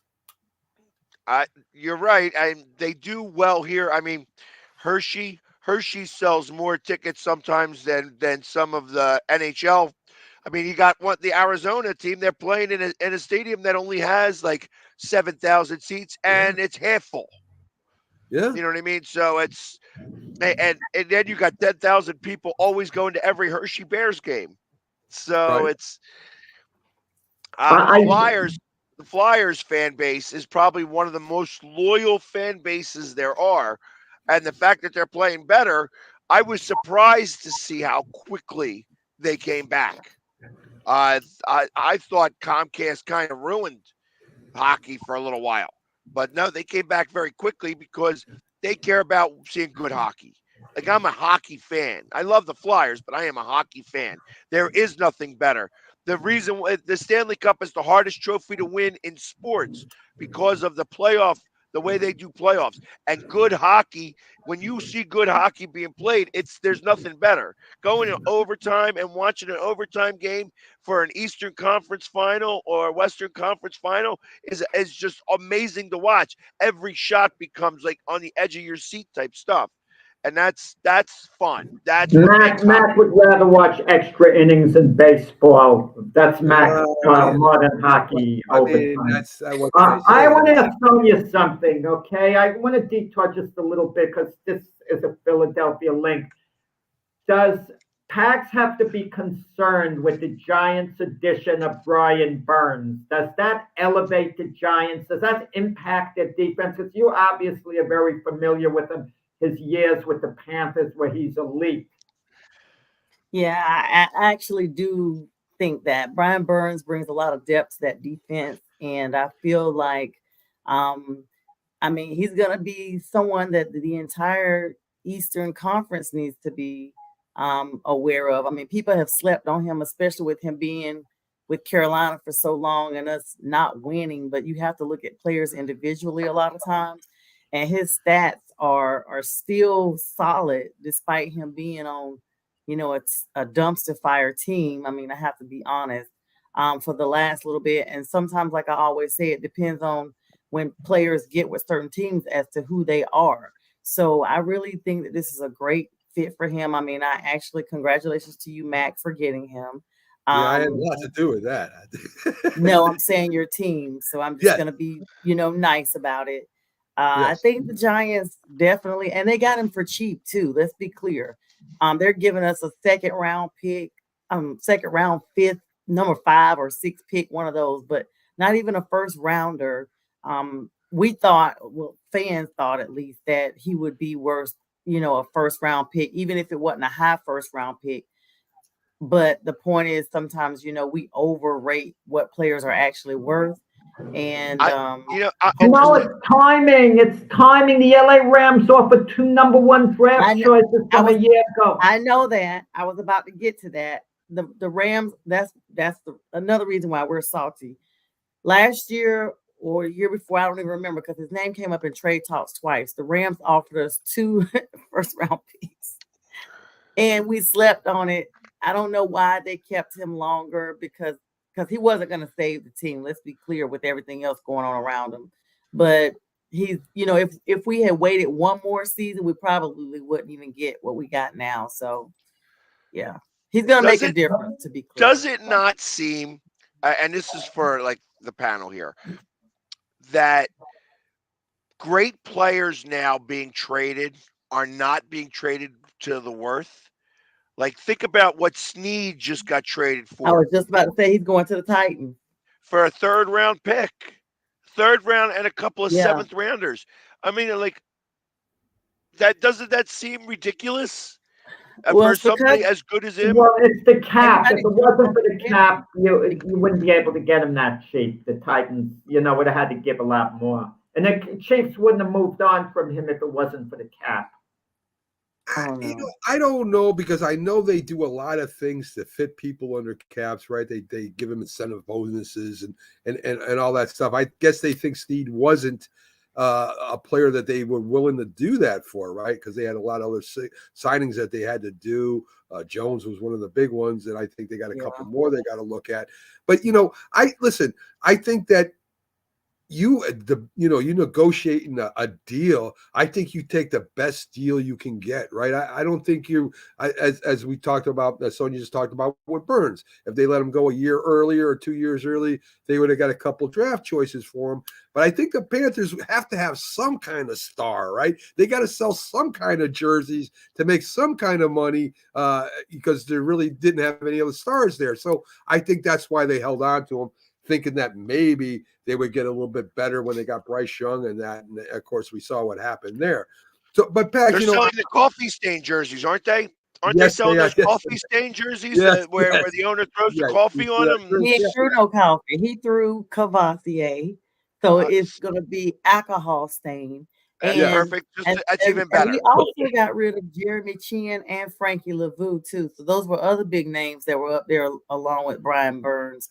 And to me, we got pennies, but like Jack said, you know, the longer we wait, and it's even a situation with people like L'Jarius Sneed, everybody started moving around people like those first few hours of the trade. The longer time has gone on, the more it's quieting down, the lesser people are going to be paid. And even in my opinion, with Russell Wilson going so early to Pittsburgh, they got him for dirt cheap because Denver's paying all the money on the back end. No doubt. And, you know, and that's why they should move Bryce Harper now. They'll get a better, if they wait another year, they're not going to get nothing for They don't have to do anything with Bryce Harper. He has 8 years left on his deal. Let's say he's unhappy all of a sudden. Was he running for president? You're not redoing my deal. Come to see Scott Boras. You know the example he gave why the Phillies have to redo Harper's deal. He says, well, the Kansas City Chiefs are doing it with Patrick Mahomes restructuring his deal. I mean, what a weak argument different sport he's going to. And He's and crying also because respect he to ain't Bryce making the Harper. He's money. not. Yes. Let him. You Yes, know, the if the Phillies win a World Series, even I might soften a little bit and try to, throw them a bone. But, they haven't quite gotten it done. I mean, even though they've been really good, the Phillies, since he got there. Fact, you're 100% right. His free agents haven't been signed yet, and That's the problem. he's He's got kinda- Montgomery still waiting. He's got Snead only got 2 years. It's like, oh, cry. Oh, Yeah. these teams aren't signing big free agents. They're not signing these big contracts. Yeah, they're finally fighting back against you, Scott.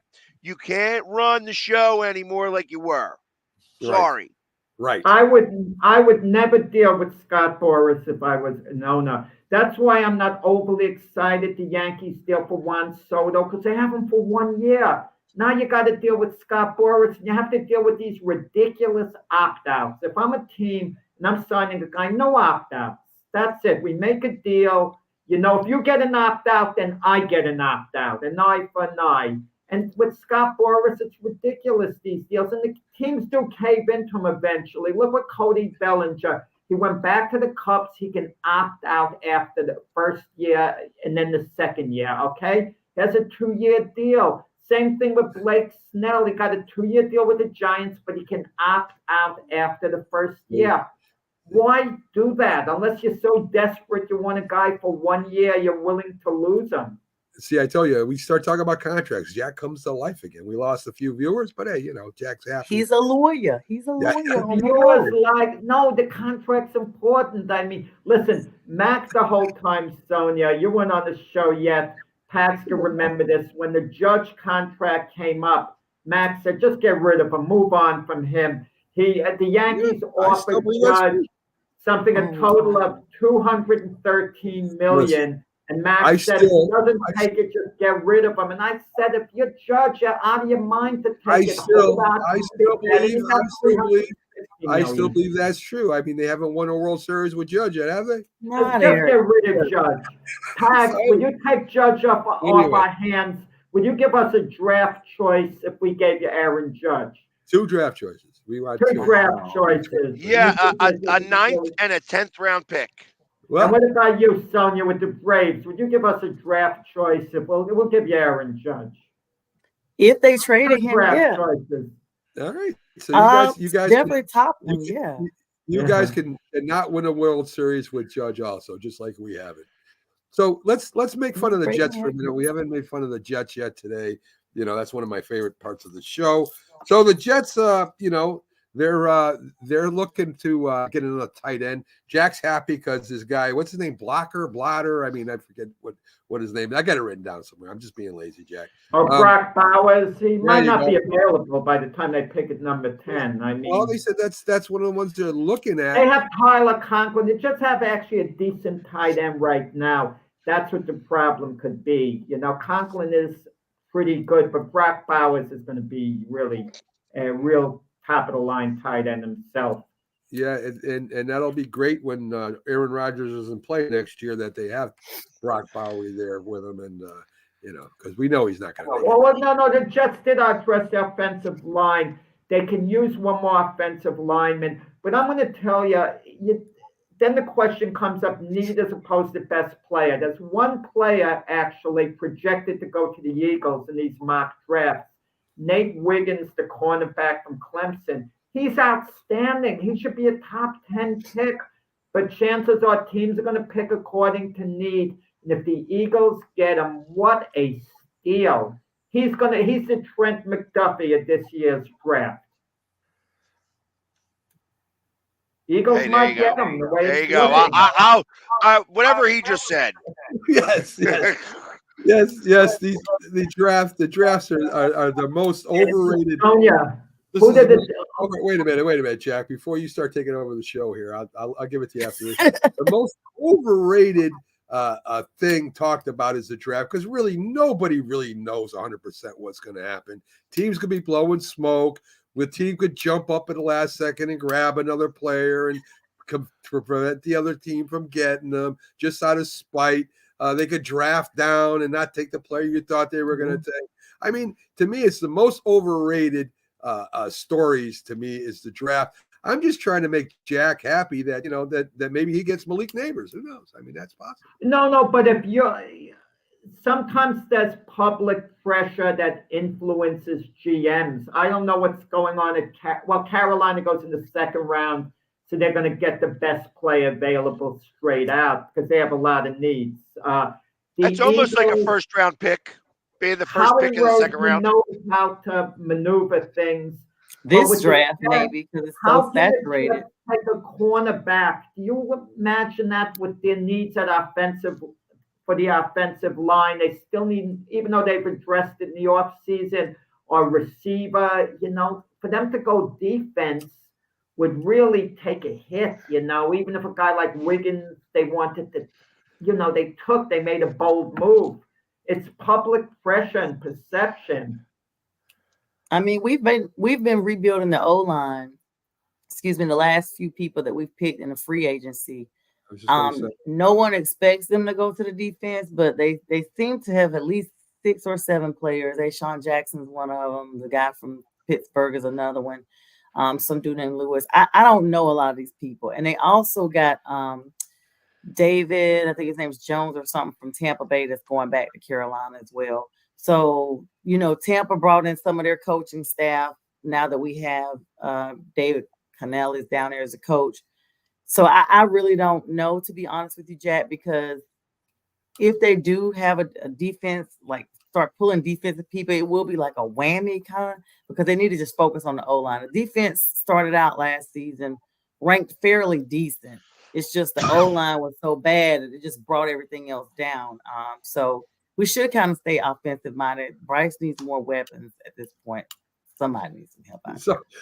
So what a lot of things I've seen, Pags, when I watch successful teams, right? They normally go free agency for the offensive lineman and they draft a defense, right?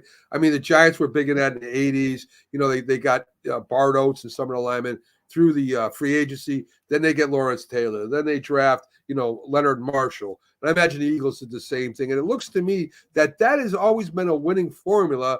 A lot of teams are doing that this year. They're going to free agency to get their offensive lineman and they draft in the defense. I don't necessarily 100% agree with that, but I mean, only because the Eagles have been very good about drafting offensive linemen. The last big free agent signing they had was Jason Peters, which was a great free agent signing back then. But you're not doing that so often. Like Lane Johnson, drafted here, stayed here. Jordan Mailata, drafted here, stayed here. Jason Kelce, drafted here, stayed here. They've paid their money on their offensive linemen. I mean, like Sayamalu, like if you could get an offensive lineman from Philadelphia, you've actually done really well. And what they do is that it's like you're an offensive lineman, it's like you're a quarterback in Philly because you don't get to play for the first year because you got to go through Statland University. You got to go and learn from that offensive line coach. And he is revered as the best offensive line coach in the NFL by not just the Eagles, of course, by other teams, that he is just amazing. So when you get Halavalui Vaitai, when he goes to Detroit, he's the one that's going to be able to set the tone for that offensive line because he's worked under Stoutland. That's why when you go Pittsburgh and they got Sayamalu, I mean, I always felt that Sayamalu was the weakest link on the offensive line, but he goes there and he does really well because, again, he's played under Stoutland, and that transcends. You could take that and go to any other offensive line and show them some of the techniques, and they're going to get better as an offensive line in general. Well, what I've noticed about the Eagles and the Dallas Cowboys to an extent is how they do re-sign and take care of their offensive linemen. Maybe the best in the last 5 or 6 years at doing that. And that's why that offensive line is so good. And you make a great point with developing offensive linemen. We talk about developing quarterbacks. We talk about developing wide receivers. Nobody really talks about developing offensive linemen. And to me, of course, I'm with you, Pags. If you can't win in the trenches, you're not going to win in football. That is correct. That's how championships are won. Well, I Yeah, think with the leadership factor is invaluable. Where it comes from, it doesn't necessarily have to be the quarterback. Like with the Giants, for example, Michael Strahan was more of a leader than Eli Manning, but it didn't diminish Manning in the slightest. People knew how important he was. With the Eagles, with Fletcher Cox retiring, Kelsey, who exactly is going to be a leader? Jalen Hurts doesn't strike me as quite being the guy. Not that he wouldn't be one of the leaders, and he wouldn't be diminished if someone else stepped forward. But who exactly do they have now who's going to emerge as the one focal point, as the leader? Or do they need that necessarily? But I think it's important. I'll be honest with you. I think that's part of the reason why they got Saquon here. I was just going to say that. I don't think. Okay. He does have a strong presence, and that strong presence is going to kind of take away a little bit of that need for Jalen Hurts to be that guy. And on the defensive side, you still got Brandon Graham. You still got Big Play Slay. You've got guys. Now you got C.J. Gardner-Johnson again, and they are vocal leaders in general. So I think that you have enough voices in that locker room that if it's not coming from Jalen Hurts, it's not going to be missed. They said Jalen Carter's pretty vocal as well up there. He's only in his first year, but yeah. I'd say AJ Brown if I had to give one name because the most highly respected veteran and arguably the best player on the team position by position. Arguably. Actually, I'll be honest with you. I actually give it more to Devonta Smith just because of how well spoken he is and how intelligent he is. Listen, the funny thing about a locker room is that there is certain respect for talent, but there's more respect for being a human in the locker room. When you have that level of intelligence and you're able to talk to guys and help them through different things, you get a natural respect that comes. We think of things because we are on the outside looking in, and it's like, oh, he's the best player on the team, so he's got to be a leader. Truth of the matter is that Devonta Smith is a good player, but I think that people listen to him more than A.J. Brown because A.J. Brown's got a little bit of diva in him. He is a little bit like that, in that type of, high-profile guy, where Devonta Smith is a little bit more grounded. And when you hear him talk and you hear how intelligent he is and just the way he attacks different situations and problems, that transcends a little better than just throw me the ball. I'm always open. You know what I mean? Yeah. It's all an ego thing. The reason why I love having these discussions because other topics come out of them. And let's talk about leaders on a team for a minute. If you look around the NFL, I'm not sure in other sports, maybe hockey, because it's very physical, very tight-knit. Teams that don't have that leadership are the ones that aren't successful, right? I mean, you look at the Jets. Aaron Rodgers isn't. I guess you could say he's a leader. Oh, he's the undisputed leader. They're gearing the whole team around him. He just got there. He just thinks he's taking over. It's hard for him to be a leader when he's not on the field, right? I mean, exactly. That's why the team was bad last year. I agree. The leader this year, without question. That's my point. Don't make my point that I'm making. I mean, you look at Carolina; they really don't have leadership. You look at the Giants last year; really no leadership on their side of the ball. The teams that are really good. In Dallas, even, I mean, they had a problem there at the end. Who's the lead? Is it Dak? Yeah, I guess. Is it CeeDee Lamb? Maybe. But there's really not one true leader that steps up and says, "Hey, we're gonna do this, and this is our team, and this is what we do." And when Byron Williams and Jim Jeffcoat, they'll eventually be back together again after some things are straightened out. They talk about this is what makes what make their teams so great, where the players' leadership, the coaches can only go so far, right? They can tell you to run a lap and everything, but they really can't discuss. They can't really talk and converse something to the team without a bridge Coughlin found that out. I think Belichick had his leaders on his team, Brady, and on the defensive side, that he had a couple leaders. I think this is what makes really good teams great. The Chiefs, Baltimore, Jackson, yeah, maybe. I don't know. I don't think Baltimore really has a leadership like Kansas City in that. And Buffalo, you got Josh Allen, who really doesn't like to get loud, and you got Stephon Diggs, who is just loud. I mean, I think, Pags, that's very underrated when we talk about great teams and great coaches, how great the captains of the team are there. I would agree with that. I mean, again, when I think about the Eagles winning the Super Bowl, the unheralded thing that was never talked about was that Nick Foles is like a pastor. He's like a preacher. And on the opposite side, you had Malcolm Jenkins. We all we got, we all we need. That's where that saying came from, and that resonated. And the Eagles every week were, and I'm not a religious guy, so I'm not going that route. But they baptized guys in that locker room on a weekly basis. They were guys that were.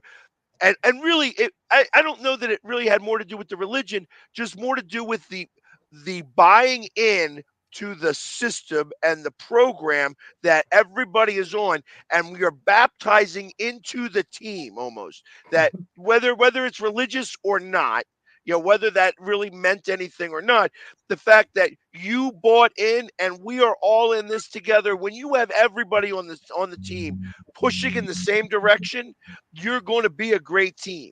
And it doesn't matter who's quarterbacking, it was always next man up. There were a lot of injuries. You think about what happened that year. Our best offensive tackle was hurt, with an Achilles. We had, our running back, our best running back and our returner out with, a leg injury. It's like, and we were still able, our quarterback had, an ACL, and we still were able to beat the evil empire, New England Patriots, and win the Super Bowl. And that was because of leadership, because of leadership. I agree. And when the Carolina Panthers were good, that's what they had, right? They had that leadership in the locker room, and that showed their way in their field. Whether you like Jake Delhomme, yes, you could say he wasn't a great quarterback, but he was a great leader of men. I was just going to say what you want about Cam Newton. I mean, whether you think he's a great quarterback or not, at least he was something people could look up to, right? And could say, I want to play with this guy or play for this guy. Something C.J. Stroud did this year, which makes I was waiting to talk about him. I hadn't had a chance to mention him. Go ahead, Sonia. I mean, how remarkable is this young kid coming there and becoming a leader right away?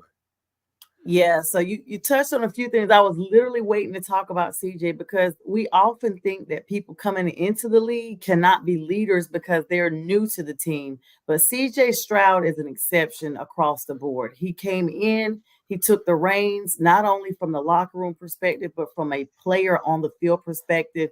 He's a humanitarian in the community. He literally looks as if he's, as the older people say, been there before. And he has changed the trajectory, especially with them having DeMeco Ryan as a first-year coach. Texas is the exception across the board for someone overall franchise that could be emulated. You mentioned Cam Newton. Cam was a leader, like people said. Jake Delhomme's definitely a leader. But when Cam was there, he wasn't the only leader. He was such a leader that he had others throughout the locker room in also leadership positions, whereas there was no I mentality. It was a we. And like Pag said, it was literally like baptizing into this belief that this is who we are. We are one. And when you're part of one, you all lose, you all win, you all survive, you all do everything, even off the field, things that different players have. And we see it throughout the league where other players support other players' community efforts. It was almost like the way they were marketing their individual charities and whatnot. They were all like on the same flyer together. It wasn't like Cam's having this. It was more like we, the O-line, are having this. We, the D-line, are having this. Isn't it and when amazing, you have that though? type of mentality, it's such a, that's the only way you can win. When performance Isn't meets it amazing? personality. To talk about Cam Newton, how one play defined him going from leader to Yep. losing To that loser. leadership ability. That Yep. one play He got a changed raw his deal on entire that. trajectory.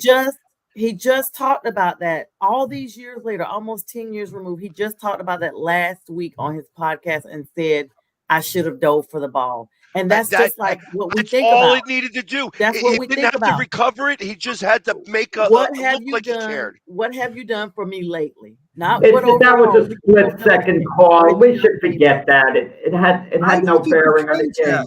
Jack, I don't think you can forget that because it's replayed all the time, right? I mean, Such a monumental moment. And as Pax says, if he just dove at the ball, even if he didn't recover it, it's like, well, I don't want nothing to do with that, and that's why he's marred. Cam Newton gave his body up so many times in this league, and all of which such a 100% true, Jack. that give him a 100% complete true. pass on that. A complete But pass. that one play defined Yeah. the rest of his Well, career. we- That well, we- one play. I agree.